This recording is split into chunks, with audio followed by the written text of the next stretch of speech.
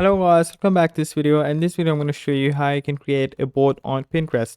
All you need to do is just go ahead and click on that plus sign and you have to click on board.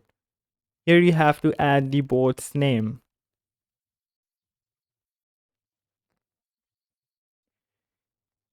You can even add collaborators if you want. You can even keep this board as a secret. Now you have to add a couple of pins to your board and then you have to click on done. After clicking on done, as you can see, your board is created. Now if I go to my profile and I can check by clicking on those three dots and going to settings, and as you can see I have successfully created this board.